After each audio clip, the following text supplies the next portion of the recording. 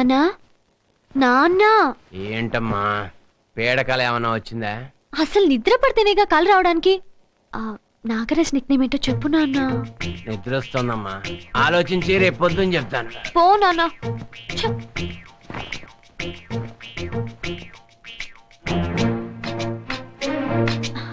నాన్నా నాన్న నిద్ర పట్టట్లేదు నాన్న. అబ్బా నన్ను పడుకోనివమ్మా.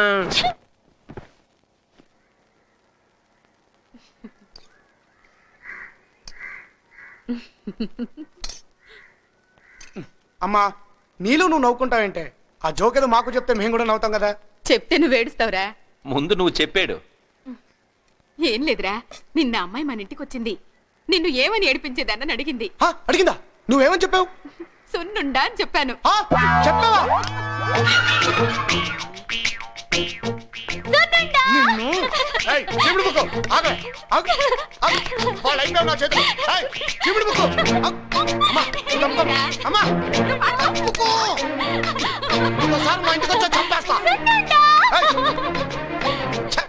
నాకు శత్రువులు ఎక్కడో లేరు, ఇంట్లోనే ఉన్నారు.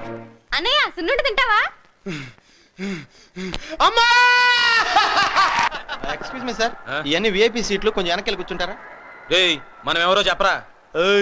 Arts college leader, political background ఉంది, పేరు గురు. అయితే ఏంటండి, వెళ్ళి వెనక్కి కూర్చోండి. ఏం మాట్లాడుతున్నారు నువ్వు? ఆయన ఎవరు అనుకున్నారా? 0.4 కన్నయ్య, 0.6 కి తమ్ముడు. మీరు కూర్చోండి సార్. రే ఆడేదో కూసాడ్రా, నాకు అర్థం కాలేదు. 0.4 కన్నా 0.6 తమ్ముడు, 0.5 అన్నాడు.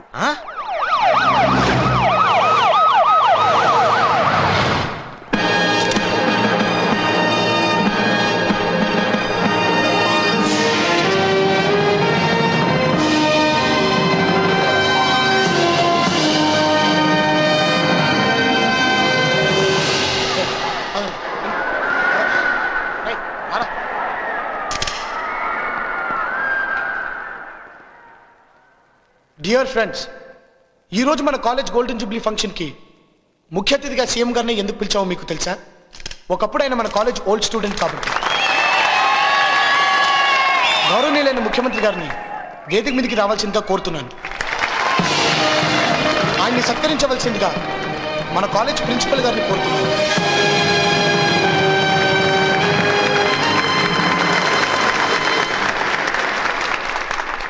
అలాగే ఈరోజు గౌరవ అతిథిగా విచ్చేసిన హోమ్ మినిస్టర్ గారిని కూడా వేదిక మీదకి రావాల్సిందిగా కోరుతున్నాను.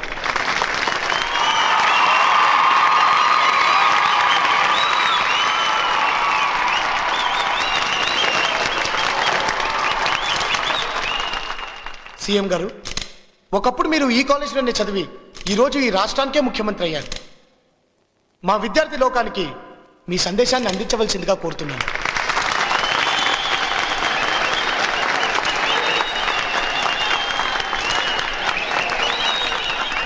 విద్యార్థులందరికీ గోల్డెన్ జూబ్లీ అభినందనలు. సాధారణంగా పొలిటికల్ లీడర్లు మైక్ పట్టుకుంటే వాగ్దానాలు చేస్తూ ఉంటారు. అది చేయటానికి నేను ఇక్కడికి రాలేదు.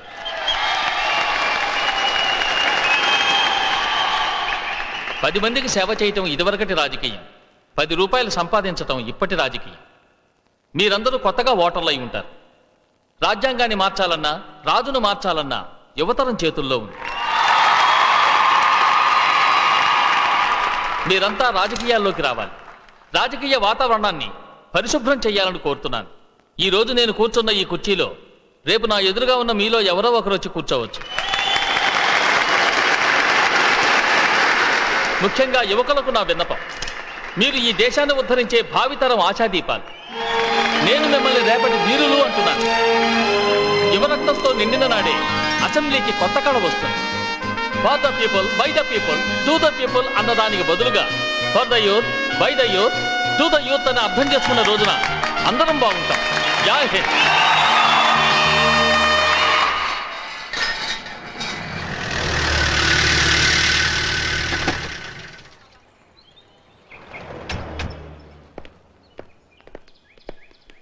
నమస్కారం అండి. ఏంట్రా సీరియస్గా ఉందా? కాశ్మీర్లో ఎలక్షన్ పెడితే ఎంత సీరియస్గా ఉంటుందో అంత సీరియస్గా ఉందండి. అయితే ఎవరికి వెళ్ళిపోనా? వెళ్ళిపోయారు అనుకోండి, కార్గిల్ వారేనండి. మరేం చేయాలా? మెంటల్గా ప్రిపేర్ అయిపోయి లోపల మీ లెగ్గెట్టి ఆవిడ లెగ్గెట్టేసుకోండి.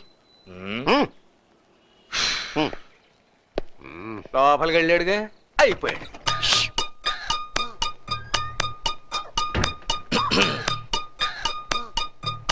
తలనొప్పిగా ఉందా?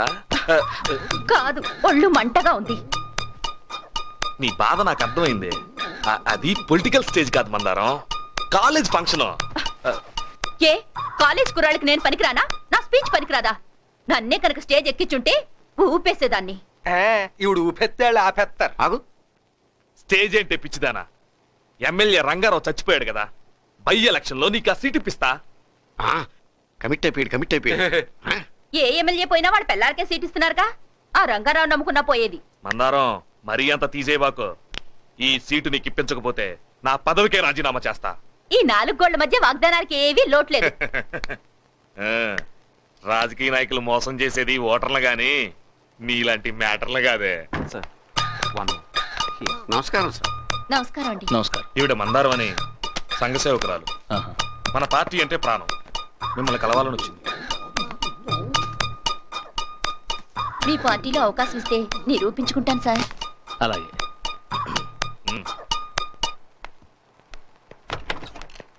మన పార్టీకి సేవ చేయాలనుకుంటుంది. పార్టీకా నీకా? మేడం గారు రాత్రి పగలు కష్టపడతారండి. వరప్రసాద్, నువ్వు నేను ఒకే కాలేజీలో చదువుకున్నాం. నీ గురించి నాకు బాగా తెలుసు. మనకు పదవి ఎంత ముఖ్యమో క్యారెక్టర్ కూడా అంతే ముఖ్యం. నీ గురించి ఏవేవో వింటున్నాను. అలాంటి పుకాలు రావటం మన పార్టీకి మంచిది కాదు. గిట్టని వాళ్ళు ఏవేవో మాట్లాడుతూ ఉంటారు. అవన్నీ మనం పట్టించుకుంటే అసలు మనం రాజకీయాల్లోనే ఉండలేం. ఆవిడ ఎందుకు తీసుకొచ్చావు? బై ఎలక్షన్ లో సీట్ కోసం. అది ఆల్రెడీ యూత్ లీడర్కి ఇచ్చేసాం. మనం ఇంకా బీఫార్మ్ ఇవ్వలేదుగా. మందారం చేత నామినేషన్ వేయించొచ్చు. నిమిషానికి ఒకరిని మారిస్తే మన పార్టీ పరువు గంగలో కలుస్తుంది. వస్తా. నమస్కారం అండి. నమస్కారం బాబు. నేను ఫింగర్ ఎత్తానంటే ఆంధ్ర రాజకీయాలు బొంగరాలు తిరిగిపోవాల్సిందే. అమ్మ మందారం బాగుండవా? నీకేలే, కష్టం తక్కువ కలెక్షన్ ఎక్కువ. ఏం బాగులేండి. అదేనండి, బై ఎలక్షన్ లో సీట్ ఇప్పిస్తాన్నారు కదా, సీఎం గారు చేయన్నారు. ఈయనేమో ఇండిపెండెంట్ గా నిలబెడతానన్నారు. ఈవిడేమో భయపడుతుంది. ఎందుకమ్మా భయం? లేను, ప్రతిపక్ష నాయకుడు నేను ఉన్నాను కదా. ఇప్పుడు మా పార్టీ తరఫున క్యాండిడేట్ ని పెట్టనండి. అమ్మాయిని ఇండిపెండెంట్ గా పెట్టి మా పార్టీ తరఫున సపోర్ట్ చేస్తా. ఓకేనా? ఓకే. హలో, నమస్కారం అండి. ఇప్పుడు ఈసారి బై ఎలక్షన్ లో మన పార్టీ క్యాండిడేట్ ని పెట్టకుండా మందారం అని మంచి సంఘ సేవకురాలు, హై క్లాస్ నుంచి లో క్లాస్ దాకా మంచి ఫేమస్ ఫిగర్, ఆవిడ్ని సపోర్ట్ చేద్దాం అనుకుంటామండి. ఏంటండి, ఆవిడ్ని సపోర్ట్ చేస్తే మనకేంటి లాభమా? నన్ను మాట్లాడమంటారా? ఒక్క నిమిషం. ఆవిడ హోమ్ మినిస్టర్ గారి సంఖలో సంచండి బాబు, ఆయనతోనే మాట్లాడండి. మీ పార్టీ సపోర్ట్ తో మందారాన్ని గెలిపిస్తే మా పార్టీ గవర్నమెంట్ ని నేను పడగొడతా. గ్యారంటీ ఏంటా? ఇది గ్యారంటీ ఏంటంటారేంటండి బాబు? లేడీస్ లెగ్గెట్టినాక ఎన్ని సర్కాలు కూలిపోలేదు. ఇప్పుడు హిస్టరీ తెలిసిన నన్ను ఇసుకించమాకండి. ఇక్కడ సంగతులు నేను చూసుకుంటాను, అక్కడ సంగతులు మీరు చూసుకోండి. అవి ఉంటా. థ్యాంక్స్ అండి, మీ రుణం ఉంచుకోను. ఏంటమ్మా థ్యాంక్స్ అని దండం పెడతానా? పోనీ ఏం కావాలో చెప్పండి. అమ్మో, అట్లాంటి విషయాల్లో నేను కొంచెం ఈకమ్మా. నాదొకటే సిద్ధాంతం, ఇంటి పన్ను ఫ్రీ, బియ్యం free, current free, support free. చెప్పు తీసుకు కొడతా, అది మాత్రం ఫ్రీ కాదు. కాశీ గారు, ఆ సంగతి నేను చూసుకుంటా. ఓకే. ఓటుకి ఎంతైనా ఇస్తా. ఏవైనా సరే నా మందారం అసెంబ్లీలో అడుగు పెట్టాల్సిందే. ఓకే.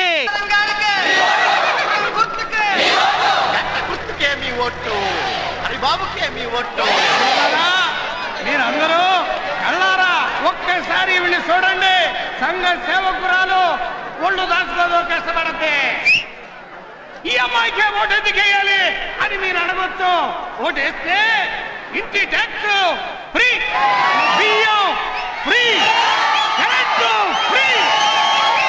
అక్కడ గుర్రాన్ని చూడండి, అమ్మాయిని చూడండి, గుర్రాన్ని చూడండి, అమ్మాయిని చూడండి. పదండి. మీ ఓటుని హరిబాబుకే వేసి గెలిపించవలసిందిగా కోరుతున్నాను. హరిబాబుని గెలిపించవలసిందిగా కోరుతున్నా.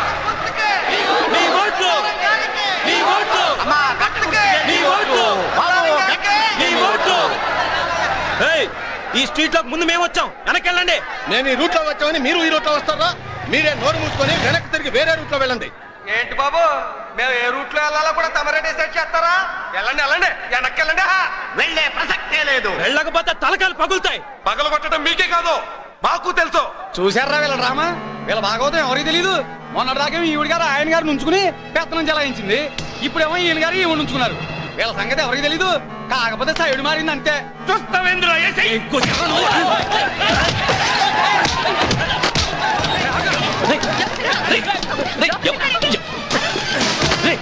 ఎవరా మీరు? మా ఇంటికి వచ్చి గొడవ చేస్తున్నారు.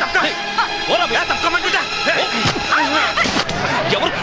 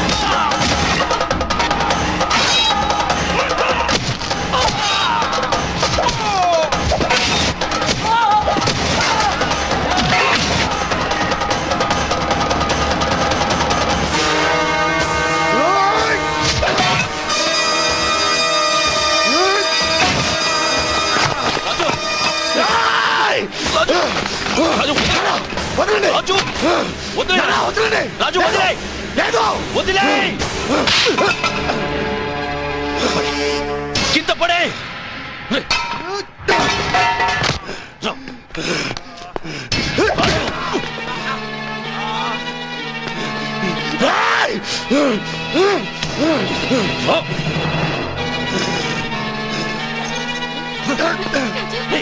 నువ్వు స్టూడెంట్ వా రౌడీవా?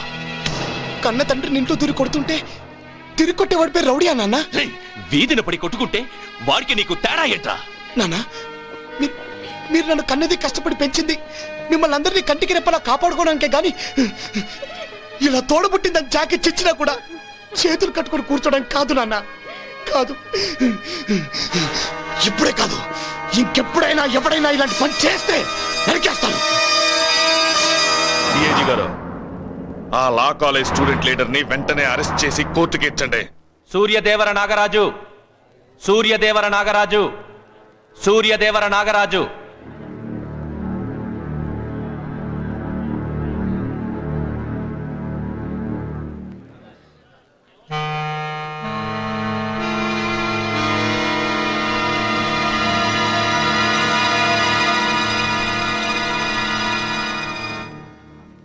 నీ పేరు?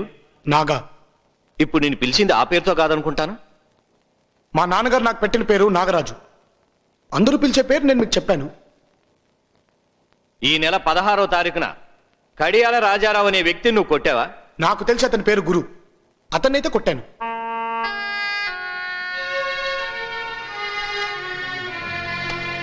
కొట్టాను అని ఇంత నిర్భయంగా నిస్సంకోచంగా అంగీకరించాక ఇంకా విచారణ ఎందుకు? ఇతనికి శిక్ష విధించండి యువర్ ఆనర్. సార్ ప్రాసిక్యూటర్ గారు, నేరానికి శిక్ష ఉంటుంది. అది నేరమో కాదో విచారించక ముందే శిక్ష విధించమంటారేంటి సార్? రాజకీయ పార్టీ కార్యకర్తలు ఘర్షణ పడి మీ ఇంట్లో దూరి మిమ్మల్ని బాత్తే మీరేం చేస్తారు సార్? చేతులు కట్టుకుని వాళ్ళకి నమస్కరిస్తారా?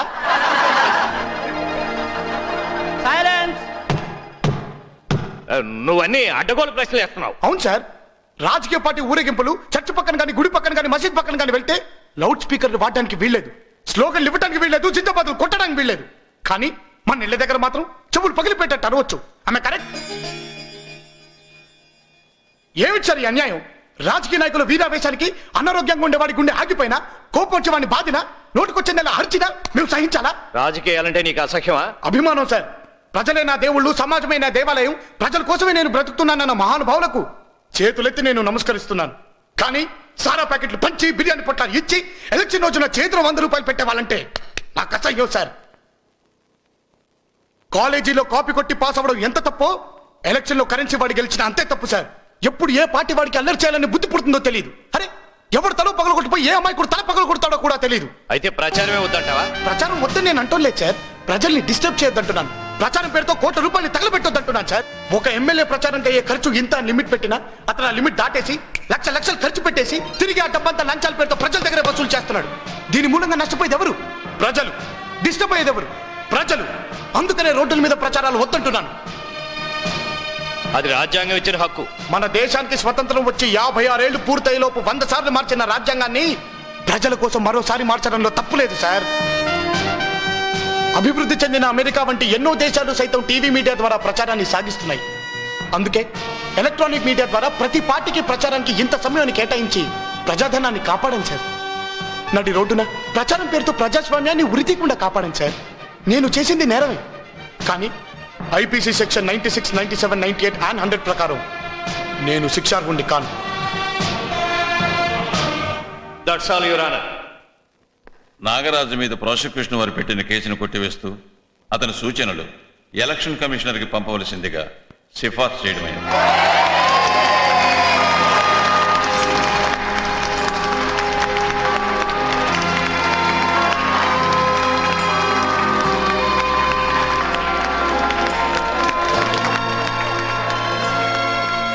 నీ కొడుకు సామాన్యుడు కదయ్యా, భవిష్యత్తులో చాలా గొప్పవాడవుతాడు.